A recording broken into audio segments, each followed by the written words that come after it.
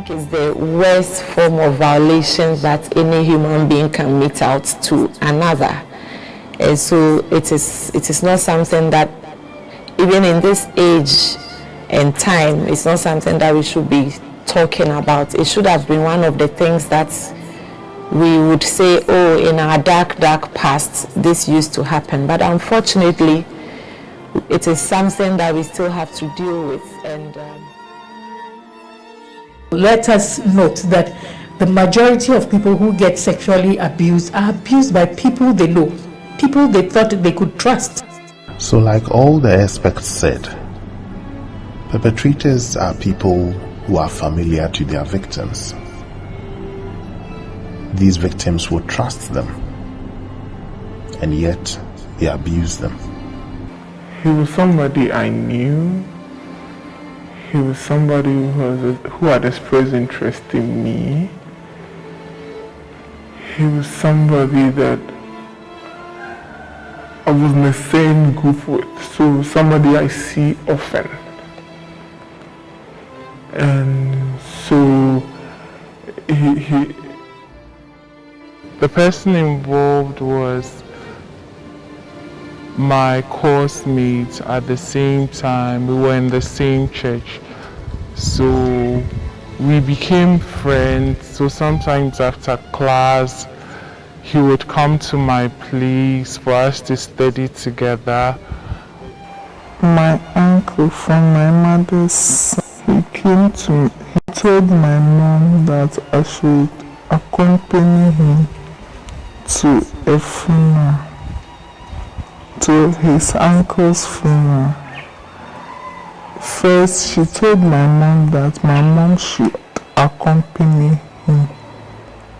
My mom gave birth fresh, so she was not able to go. My uncle told my mom, when the innocent innocently runs into the arms of the wicked, in no sense, they are weakened, they are beaten, they are broken. The surprising thing is that most of these victims will not even run away. They will not resist. That is what we talk about today. Tonic immobility. It's something, tonic immobility is something that a lot of people don't know about. Those that know about it link it to the animal kingdom, but we forget that human beings are elevated forms of animals, right? And so what happens there also happens to us. It looks like it is something that enables perpetrators, because then it paralyzes the victim in some ways, and it's even one of the reasons why sometimes the stories don't add up. When we are faced with challenges, and this happens to all of us, you go into a mode where you assess what is going on around you, and then that informs the rest of you or your body what actions to take. You may either realize that this is something that you can fight, and so your system gives the instruction, you are invigorated and you fight this person. You may realize, I can't fight this, but I can run. And so again, you are invigorated to run. But sometimes you are in a state where you know you can't do either or. And the mind tries to protect you, makes you feel nothing, sort of. So you may go into this frozen mode where you can't do anything, because you recognize that this predator is going to empower you either way.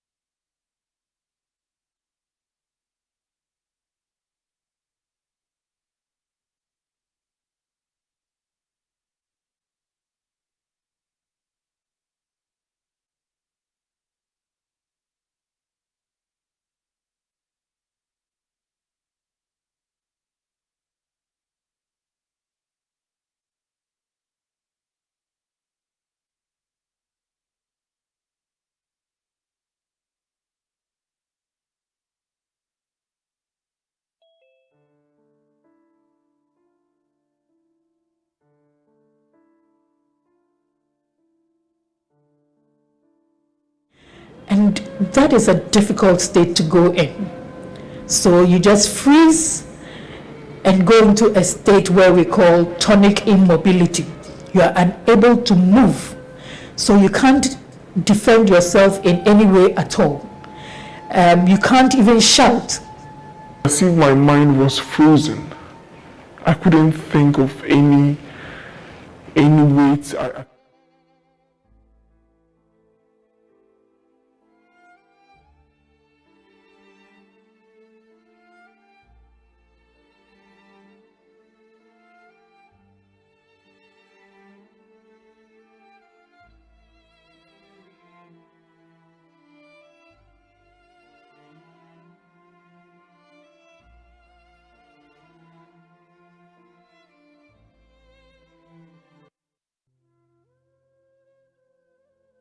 When the innocent innocently runs into the arms of the wicked.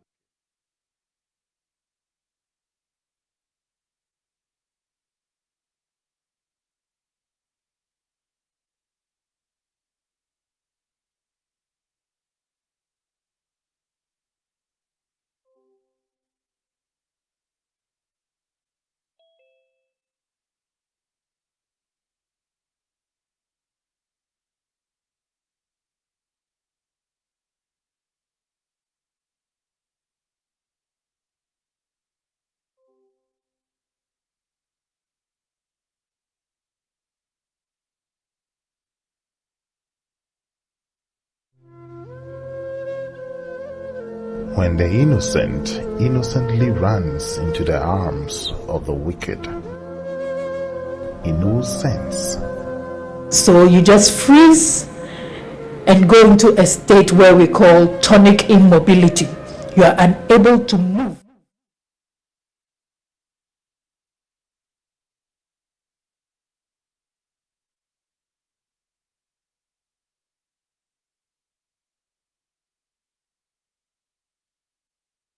Couldn't think of any way to get out. And after this, I was asking myself, but in any case, the door was not locked, so why didn't I just get up and run? But at that point, I just felt, as if I was frozen. I was just in shock. And he took off his clothes. At that point, I realized that I felt trapped. I felt trapped. I was surprised, I was shocked that there's somebody I knew, like, really? And I felt trapped because I felt I had let loose on my guard, if I should put it that way. I had taken a reasonable risk. And I didn't know what to do, or I had just figured out, if I should do it, my mind was, I could not think of anything. And I saw my hands shaking, and I couldn't say anything. After he had his way,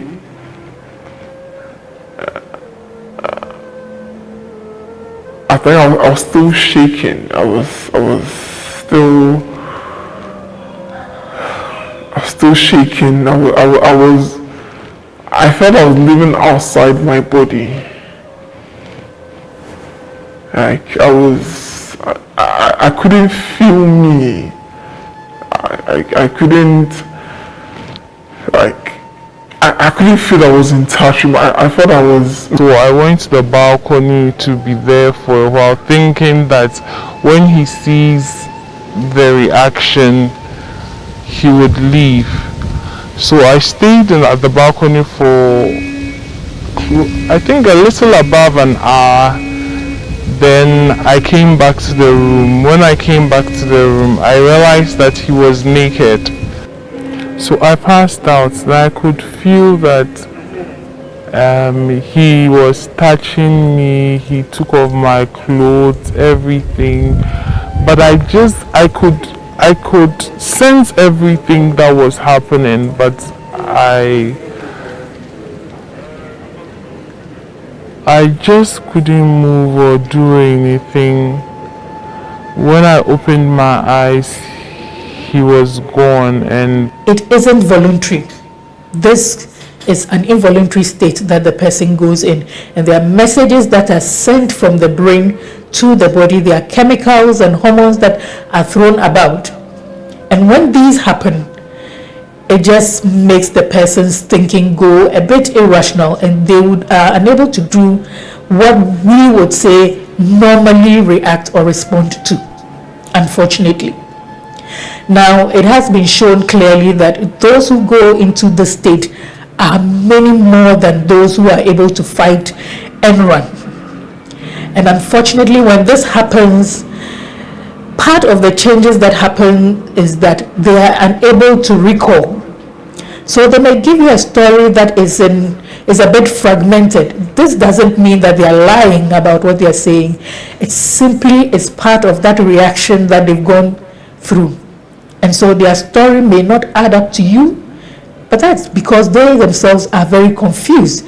They have been unable to follow exactly how things happened. When things were happening, they were in a frozen state. And so they are as unsure about what exactly happened as you are to some extent. We can now notice the inconsistencies in one of the victims. She promises her perpetrator that she will report, yet this same person goes to the mother and lies about it until she was caught.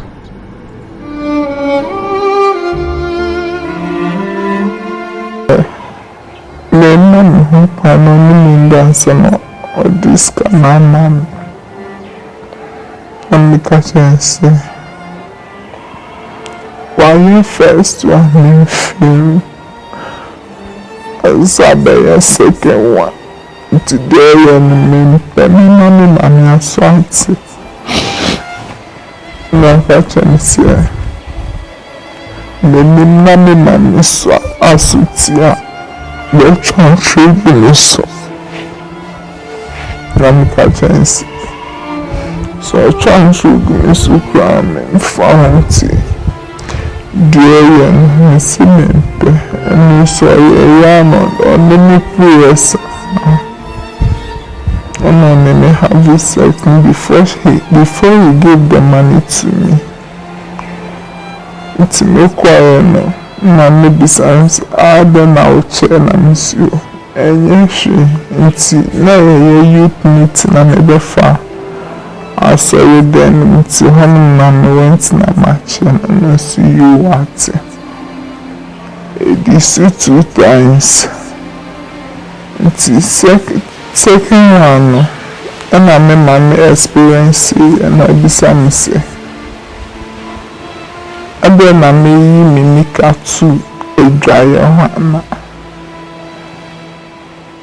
Mommy feel and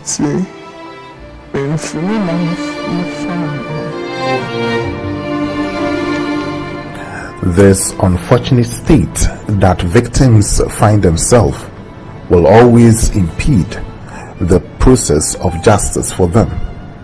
For it is not enough for a judge or a jury to believe that somebody is probably guilty.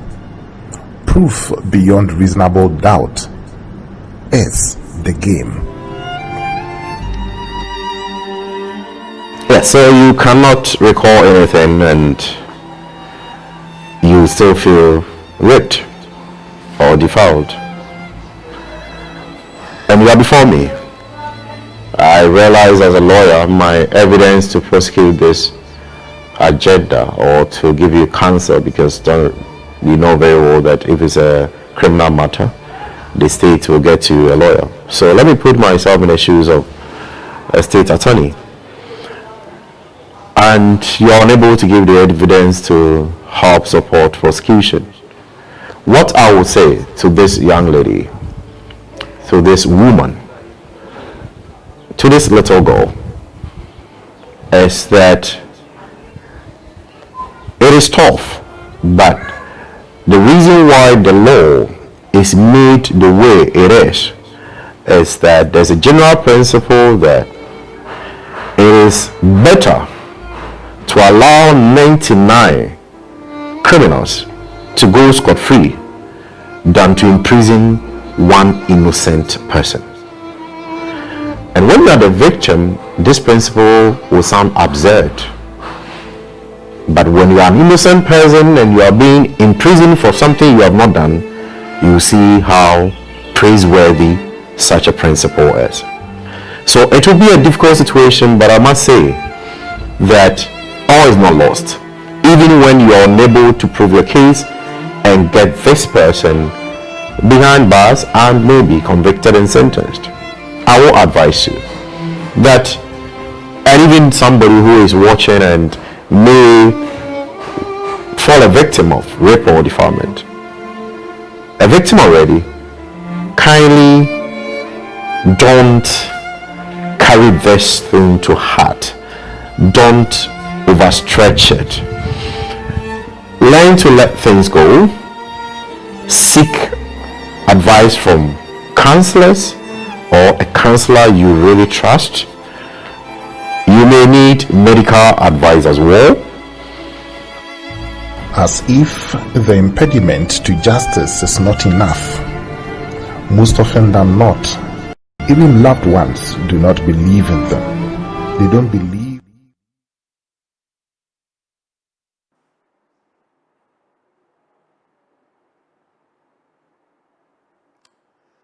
So, good afternoon, dear viewers and listeners. This is the Careers and Counseling Center of the University of Ghana, Legon, and you have your regular Decoded show, Father Tony, here with you again. Today, I wish I could put off my mask. Today, I wish I could be the bubbly person I have always been. Today, I wish I could make you laugh, but there is not a time for it. We are discussing something very, very sensitive, and thanks to the University of Ghana, thanks to the Careers and Counseling Center, we are here to educate us on what we call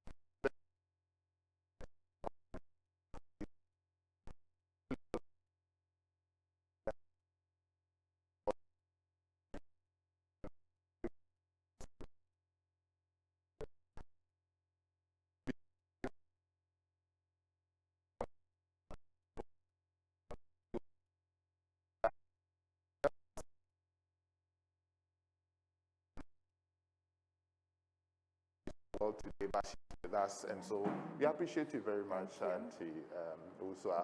Yeah, welcome to the Careers and Counseling Center. Thank you very much for having me. The next lady I have is Professor Margaret,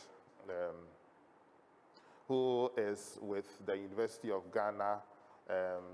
She's been working here for all these years and has risen to that height of a professor where I'm only dreaming of now. You know, and she is with communication studies, and she is the head of, or the chairperson for the anti-sexual harassment committee on campus.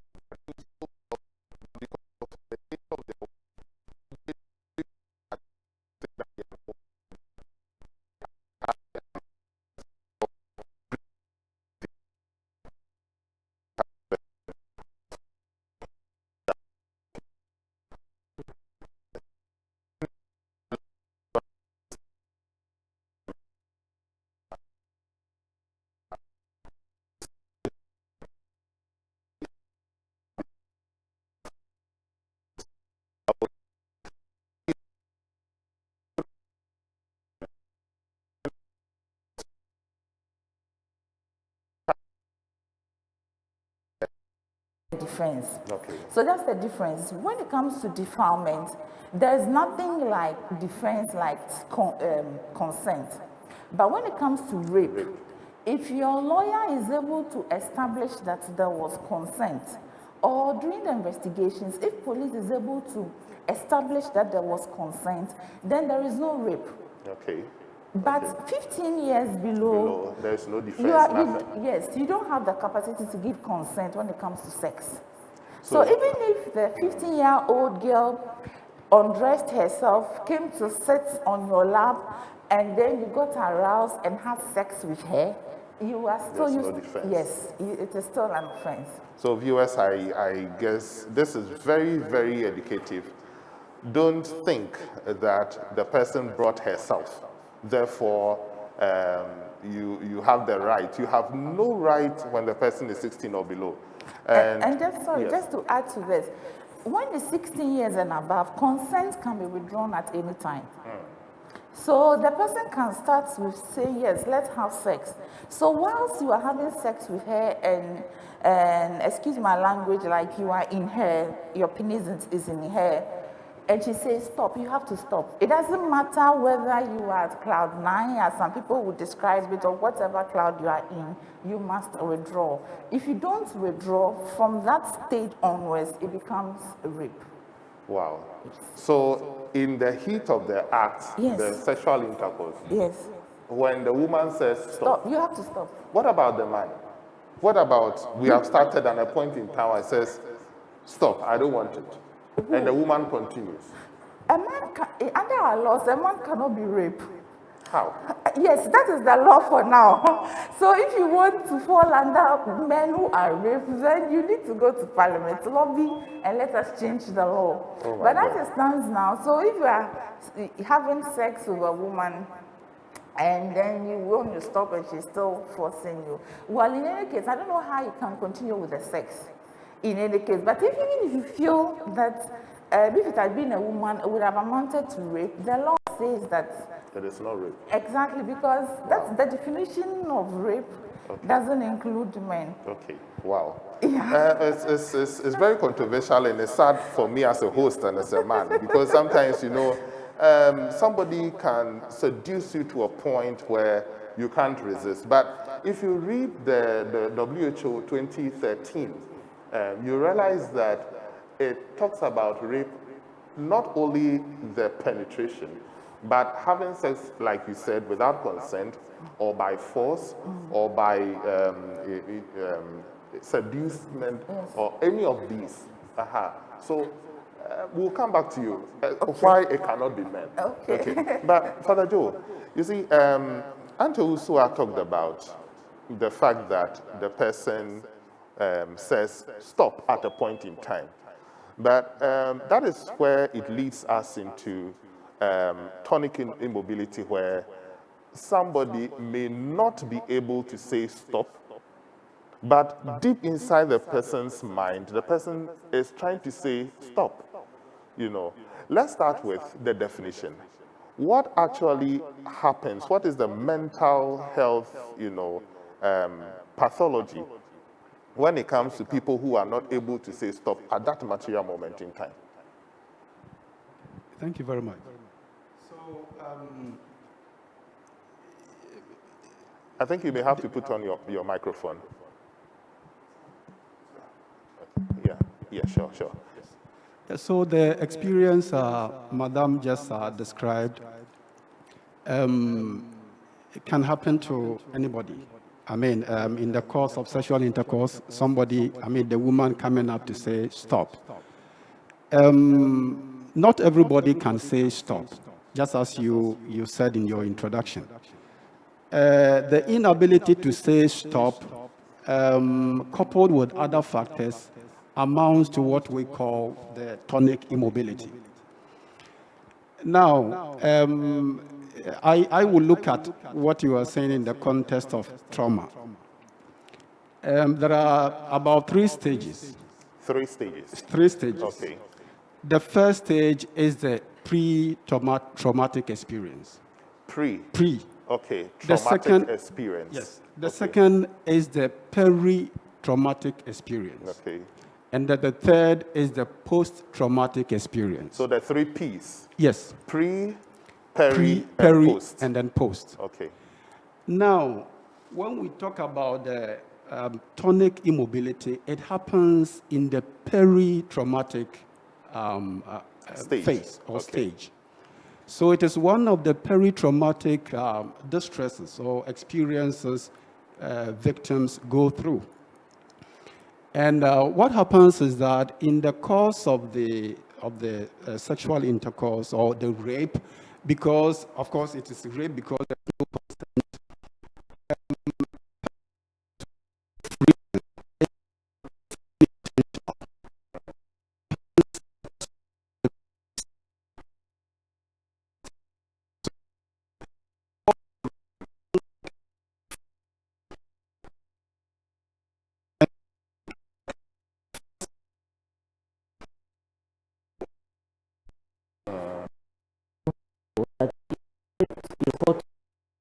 to the police, so that we investigate